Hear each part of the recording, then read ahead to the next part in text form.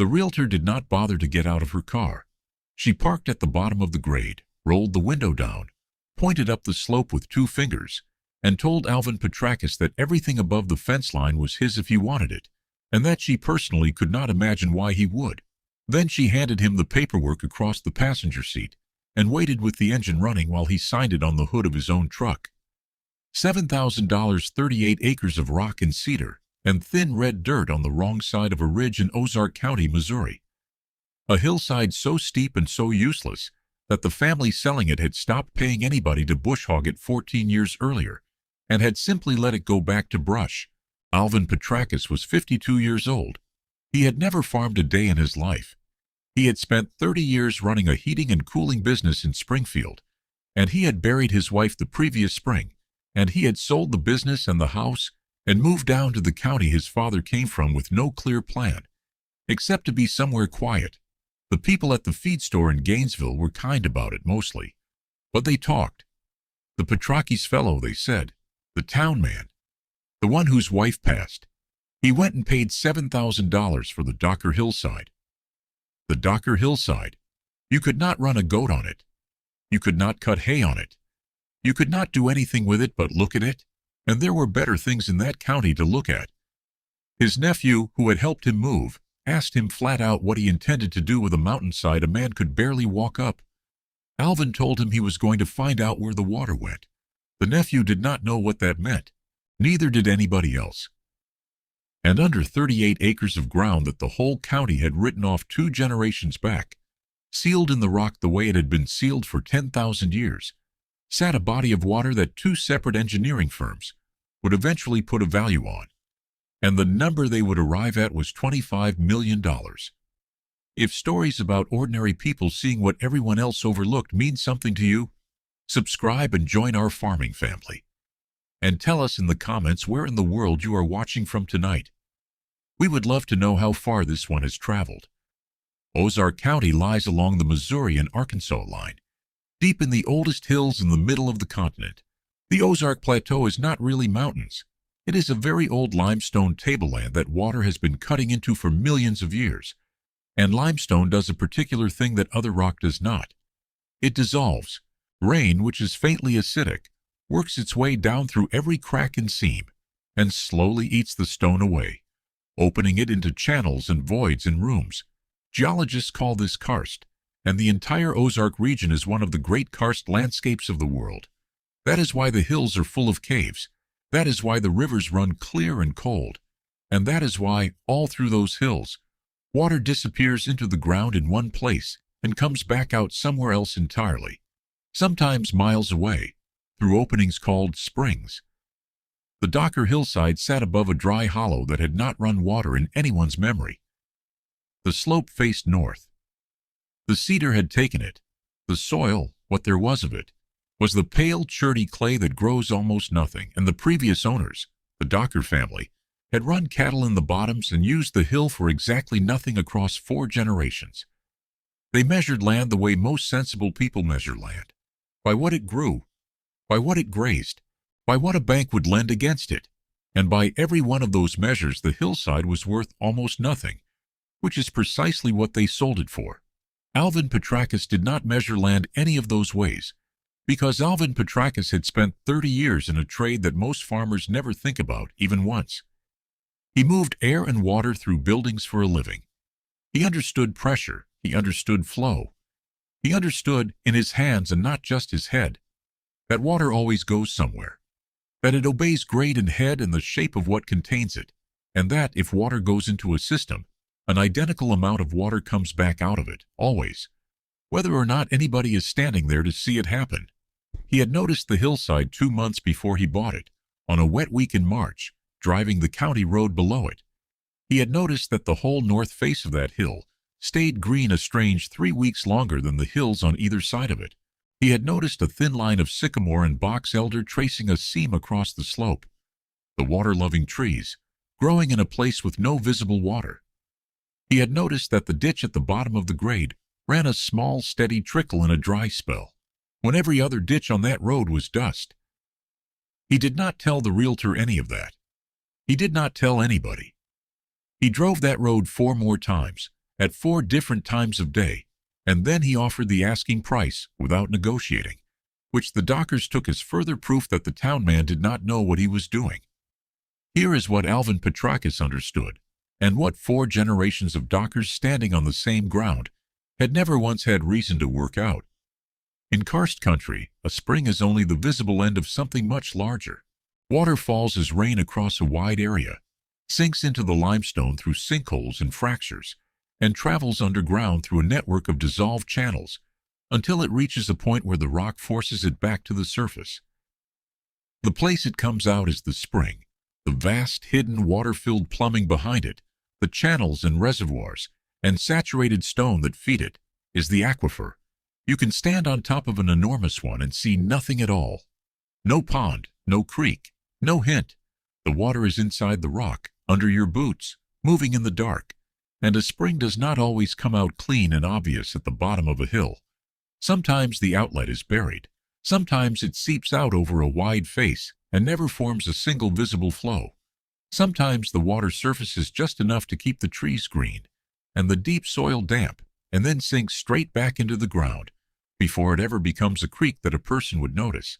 That is what the north face of the Docker hillside had been doing, quietly, for 10,000 years, feeding a seam of water-loving trees, keeping the slope green into summer, running one thin ribbon into a roadside ditch, and giving up not one single clue that anybody in Ozark County had ever thought worth chasing.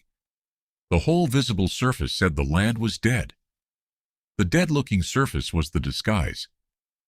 The first thing Alvin did was walk it, which nobody had done in years, and which nearly broke him. He was 52 and soft from 30 years behind a desk and a wheel, and that slope was 45 degrees of loose chert in places. He fell twice the first day. He came home with his forearms laced in cedar scratches and could not lift them over his head the next morning. But he found the seam, halfway up the north face, in a band maybe 40 yards wide. The ground was soft underfoot where everywhere else it was hard, and the leaf litter was black and rich instead of dry. And when he knelt and dug down through it with his hands, he reached wet ground 18 inches down in the middle of a rainless week. Then he made his first real mistake, and it cost him the better part of a year. He assumed the water was coming out at the seam. He spent that whole summer up there with a mattock and a shovel, alone, trying to open the seep into a visible flow, digging test pits across the wet band, and every pit filled slowly with cloudy water, and then stopped, and none of them ever produced the strong, clean flow he was certain had to be there. By September he had dug 19 holes, and had nothing to show but 19 muddy holes, and his nephew, who came to help twice and gave up, told him plainly that he had spent $7,000 and a summer of his life digging for a river that did not exist. Alvin very nearly agreed with him. What turned it was not a mentor. There was no wise old man in this. It was a book he ordered through the library in West Plains, a state geological survey of the region printed in the 1960s, and one sentence in it that he read on his porch in October, and then read again standing up. The sentence said that in mature karst, the point where water is encountered at the surface is very rarely the point of discharge, and that seepage on a slope most often indicates flow passing beneath and beyond it, with the true outlet located down gradient, frequently obscured by colluvium and slump. He read that 3 times before the word down gradient did what it was supposed to do. He had been digging into the hill. The water was already past him, moving down, coming out somewhere below, buried under the loose rock and slid soil at the foot of the slope, exactly where 100,000 years of the hillside sloughing off had covered it over. He went down to the bottom of the grade the next morning to the dry hollow the county road crossed, and he started digging there instead. In the wrong-looking place, in the dead hollow that had never run water in anyone's memory. 11 feet down, through slumped rock and old collapsed debris, he hit it. Not a trickle, not a seep, a spring. Clear, cold, hard-flowing water coming out of a fissure in solid limestone, under enormous pressure. Water that had gone into the ground somewhere up on the plateau, and traveled who knew how far in the dark to arrive. Cold and clean, at the bottom of a hollow that everybody had agreed for 4 generations was worthless. He measured the flow the only way he knew how. the way a plumber measures anything, with a bucket and a watch. It filled a 5-gallon bucket in under 4 seconds. He did the arithmetic on the tailgate of his truck and did not believe it and did it again. More than 1,000 gallons a minute. Better than 1.5 million gallons a day, in the driest part of the year, from a hole in a hillside a man had bought for $7,000 because nobody else on earth had wanted it. He sat down on the wet rock and he stayed there a long while. He did not tell the county. He told a hydrogeologist. Her name was Frances Oyalaran, out of the university at Rolla, and she came down because Alvin described his bucket measurement over the phone in enough detail that she stopped taking notes and started driving. She spent 3 days on that hillside. She ran a dye trace, putting harmless tracer dye into a sinkhole 2 miles up on the plateau, and waiting to see where it came out, and 31 hours later it came out of Alvin's spring, which told her the recharge area, the land that fed it, covered several square miles. She measured the flow across a wet week and a dry one. She tested the water and found it clean enough to drink coming straight out of the rock. At the end of the 3rd day, she stood at the mouth of the spring with her hands on her hips and told him, in front of his nephew, that he was sitting on one of the larger undeveloped springs in that part of the state, and that in a region where clean water was the one thing that never lost value. The flow he had uncovered was worth a very great deal of money. 2 engineering firms confirmed it over the following year. A stable, self-recharging, gravity-fed spring of that volume, and that geology, valued as a long-term municipal and agricultural water source, came in at $25 million. The Dockers found out the way everybody found out, which was all at once, and they did what people in that position sometimes do. They had a lawyer look very carefully at the wording of the sale. They floated the idea, quietly, that the water underground surely extended past the property line and could not belong to one man. Marlin Docker, the old man who had signed the deed, told 2 different people at the feed store that the town fellow had known about the water all along and had cheated them, which was half true, because Alvin had suspected and had said nothing, which is not the same as cheating and is not against any law. Alvin's attorney read him the deed and the Missouri statute on groundwater, and it was clean. The sale was final. In that state, the water beneath a man's land is the landowner's to use. And the Dockers had signed all 38 acres away for $7,000. In a car with the engine running, they never spoke to him again. Marlin Docker went to his grave, certain he had been robbed, and that was never resolved, and it is not the kind of thing that resolves. Alvin Petrakis did not become the sort of man who does something dramatic with $25 million. He was 53 by the time it was all confirmed, and he had come to that county to be quiet. He signed a long-term water agreement with a regional utility, structured carefully so the extraction never exceeded the recharge, and the spring would run for his grandchildren the way it had run for the 10,000 years before him. He kept the hillside. He built a small house at the top of it, on the useless ground, where he could see the whole slope and the green seam, and the hollow at the bottom where the water came out of the rock.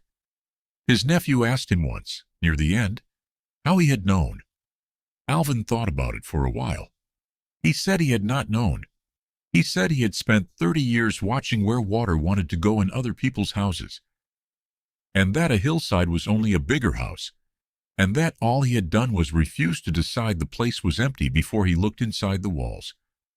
The water had been there the whole time. It went into the plateau as rain when this country was still forest, and no one had drawn a single property line across any of it. And it came down through the dark limestone, and it came out at the bottom of that hollow every day of every year, whether the Dockers grazed cattle above it or not, whether the realtor got out of her car or not, whether anybody knew or nobody did. It never needed to be discovered to exist. It only needed one man willing to drive a county road 4 times and wonder why one hillside stayed green. Have you ever known something was there before you could prove it? Tell us in the comments. We read every single one. And if this story meant something to you, subscribe and let us know where you are watching from tonight.